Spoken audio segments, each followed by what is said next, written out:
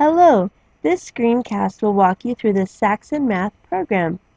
First, let's ensure you received all the materials necessary. You should have a spiral-bound lesson manual.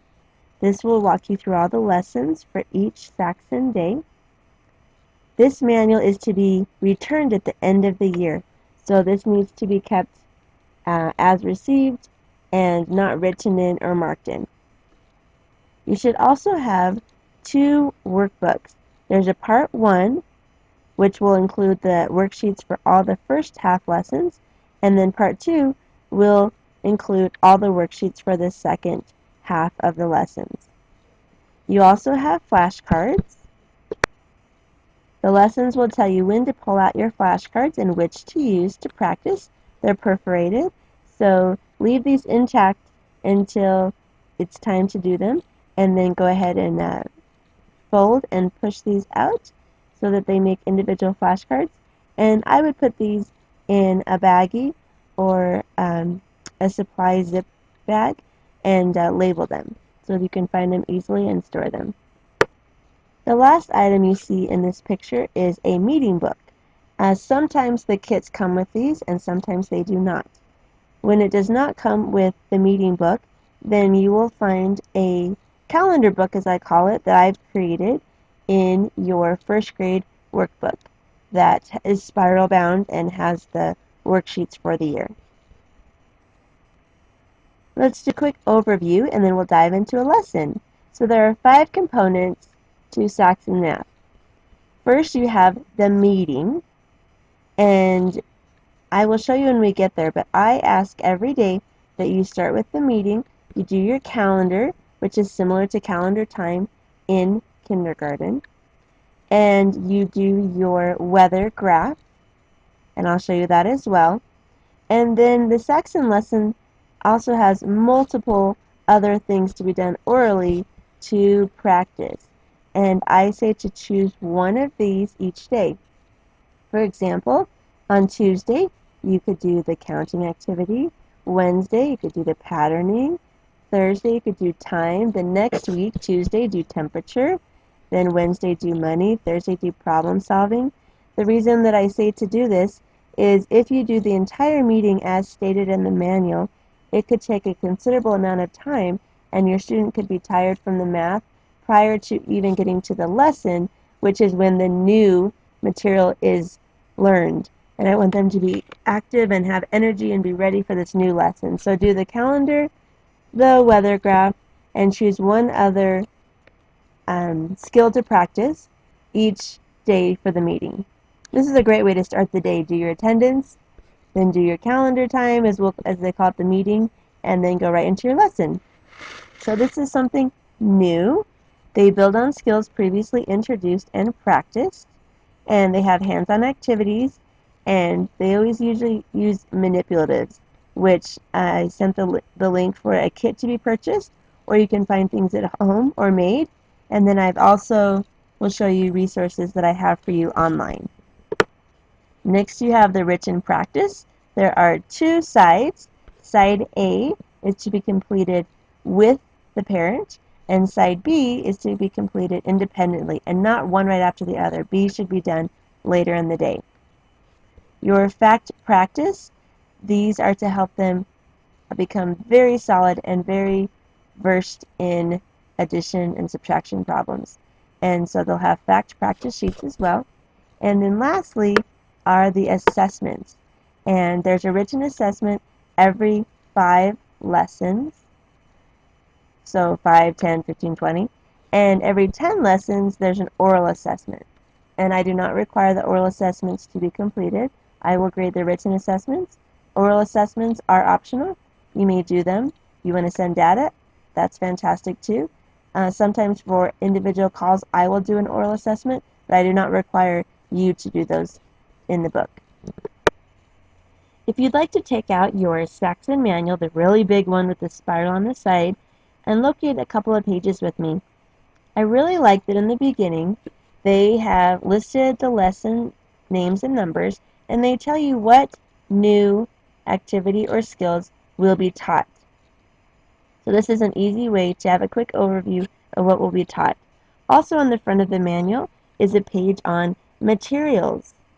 The lessons will walk you through this, but I like that they have an overview of different materials to be used through lessons, so you can have a quick glance at the beginning of the week, or maybe the end of the week prior for the next week, and see what things you need to round up around the house, especially if you don't have the Saxon Manipulatives kit.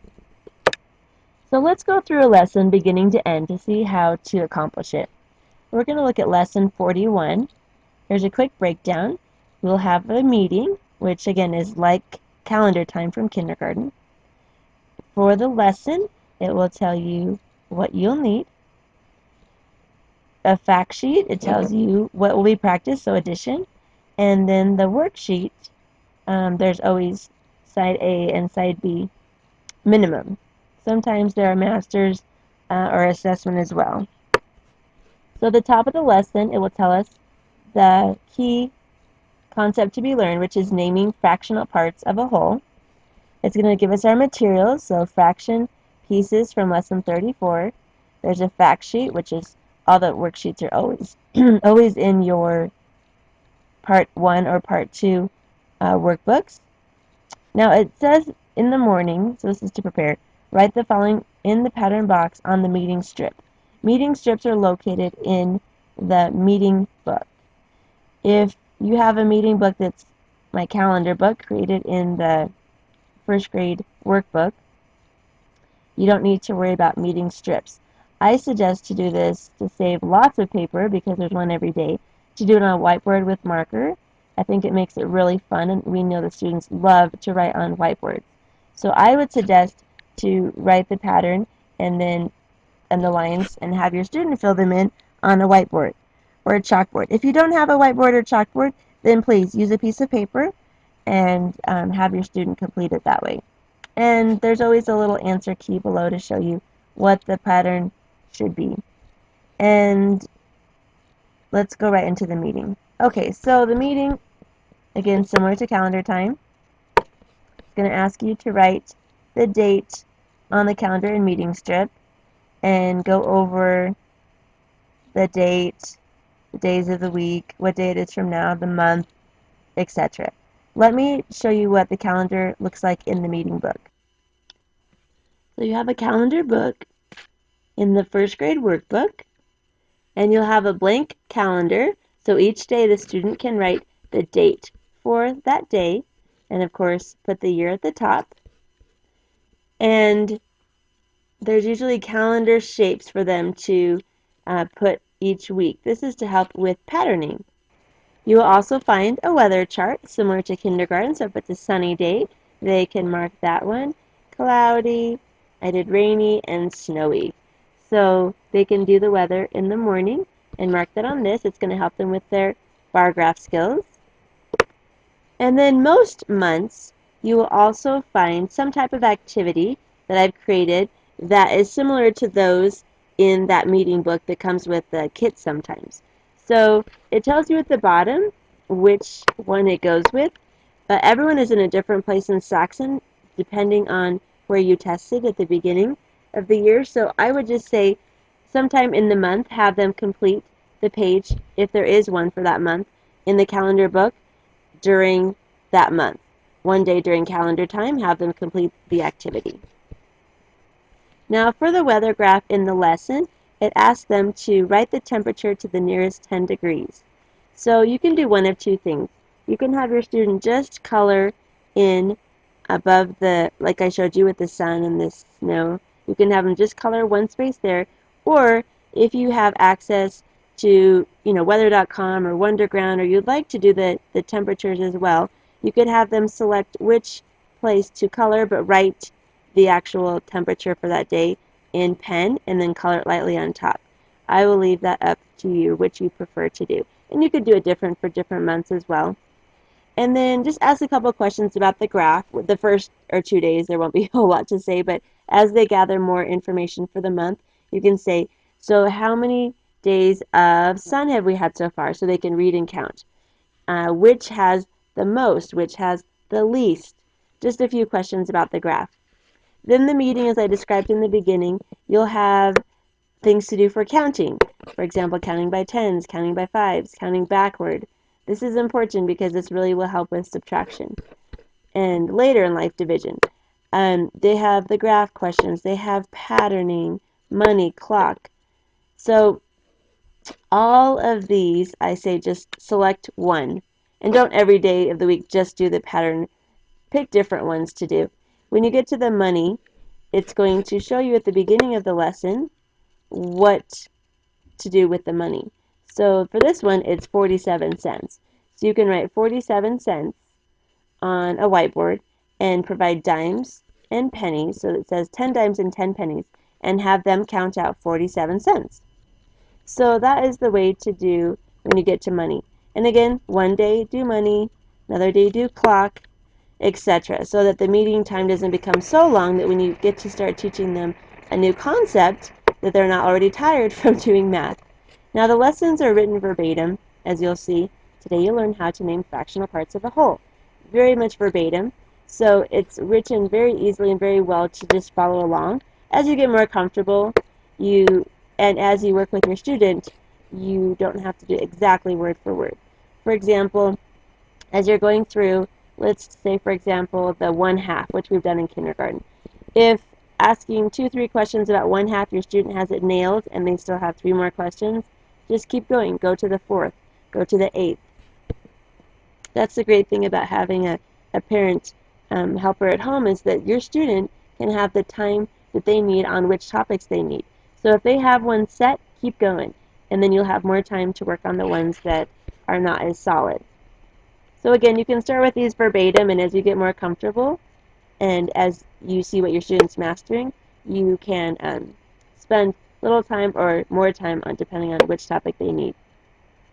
For class practice, it says to give the flashcards, to practice addition, and a fact sheet. And then time your child for a minute, correct it, record the score. So this is going to help with the addition and the subtraction problems. And kids get really good at their facts, which is important for later in math. Then lastly, it talks about the written practice. Complete 41A with your child, and 41B, have your child do it on their own later in the day. So looking at A, this side you do together. So if I see parent writing on this, that's fine. This is for you to do together. My own children do Saxon as well. This side comes home perfectly done. It's done as a class. So you can do the side together. So, okay, I'll add this one. Model it your turn. And this is to be done together. I do not grade this side. So then after this, I would stop and have your students do something online, do a quick short recess, come back, do some language arts, etc. Later in the day, a good couple hours later, after lunch, later in the afternoon, pull out side B and say, okay, let's see if you remember what we learned this morning. Have them do this independently. Now this one, of course, has the answers because this is what is in your manual. You have the answers there. When your student is done, you can have them look and see how they did, or you can go over it with them. Don't have them change anything in terms of what they've written. In pen, under it, you can say, oh, good job, you're so close on this one. This is, and you can go over it and then write the answer underneath. I need to see what they did independently, but we don't want students to keep making the same mistakes on all their worksheets for a couple of weeks before they're turned in. So feel free to go over it and help them to understand anything that was done incorrectly, but please change or write it in pen so the student sees, but don't erase it. That way I can, excuse me, I can see how they're doing independently on their math. One last thing, if you get to something that needs a manipulative, in Blackboard, you're going to click on My Resources, and then you're going to click on under First Grade Resources on Math, and these will build through the year. So far I just have the manipulatives in here. So click on Math Manipulatives, and here's a link to all of the virtual manipulatives, but I pulled out the key ones that you're going to use, such as base blocks, hundredths chart, and I did a picture for each of them so it helps you quickly see what it is. And your student, you can just click on the link for the online website and it will take you there. And you have various manipulatives that you can use for the lessons. Alright, I know you're going to do great with Saxon. Our data has proved that this is a solid program, and your student will learn so much in math this year. Thank you.